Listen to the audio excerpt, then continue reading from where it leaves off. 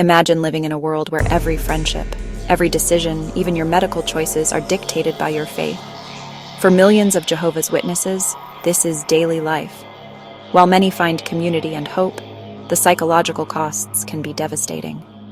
Today, we're diving into the sad reality about Jehovah's Witnesses, their history, their beliefs, and the deep mental and emotional struggles faced by many of their members and ex-members. The story begins in 1870s Pennsylvania, with a man named Charles Taze Russell, a Bible enthusiast who rejected mainstream Christianity. He believed that churches had corrupted the original teachings of Jesus. Instead, he emphasized Bible study, prophecy, and the imminent arrival of the end of the world. Early followers called themselves Bible students. In 1931, they adopted the name Jehovah's Witnesses to distinguish themselves from other groups. From the start, their worldview was apocalyptic. They taught that we live in the last days and that God's kingdom would soon replace all human governments. Key failed prophecies. Armageddon was expected in 1914, then in 1925, then again in 1975. Each time it failed, the leadership reinterpreted events, keeping members' faith alive, but reinforcing a constant sense of urgency and fear. God's name is Jehovah, and only witnesses use it properly. Jesus is not God, but God's Son, no Trinity.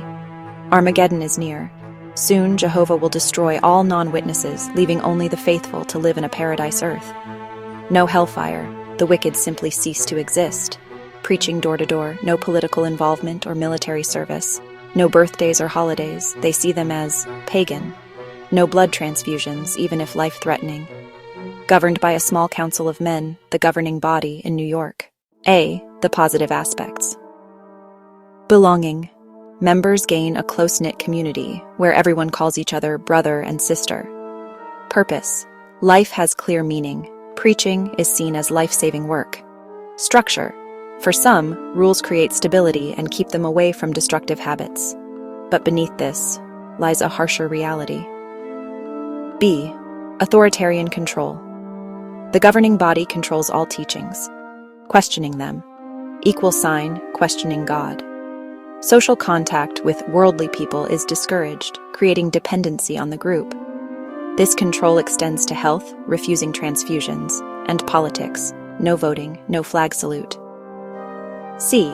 Mental health and fear. Constant talk of Armageddon breeds anxiety. Children grow up fearing that classmates, neighbors, even beloved grandparents will soon die at God's hand. Studies have shown higher rates of depression, anxiety, and even schizophrenia diagnoses among JWs compared to the general population. Therapy is often stigmatized.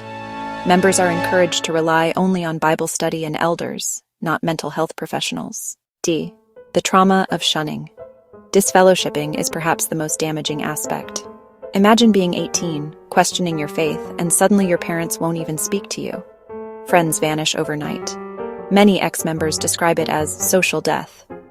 Research shows this creates PTSD-like symptoms: identity loss, isolation, depression, suicidal thoughts. Religious trauma syndrome. Ex-witnesses often experience what psychologists call religious trauma syndrome: emotional confusion and guilt, difficulty making decisions independently, loss of self-esteem, fear of eternal destruction, even after leaving. 4. Barriers to healing inside. Seeking therapy is often discouraged. Outside, therapists may not understand the unique trauma of leaving such a high-control religion. Many ex-JWs find support through specialized ex-JW groups, online forums, or counseling tailored to religious trauma. 5. Hope and recovery. Despite the heavy toll, many who leave eventually rediscover freedom. Freedom to think, to celebrate, to choose friendships without fear. Former witnesses describe it as both terrifying and liberating, like being reborn into the real world. With the right support, recovery is possible, and many go on to live full, independent lives. 6. Conclusion. The reality of Jehovah's Witnesses is complicated. For some, it's a source of community, meaning, and hope. But for many, it's also a system of fear, control, and psychological harm.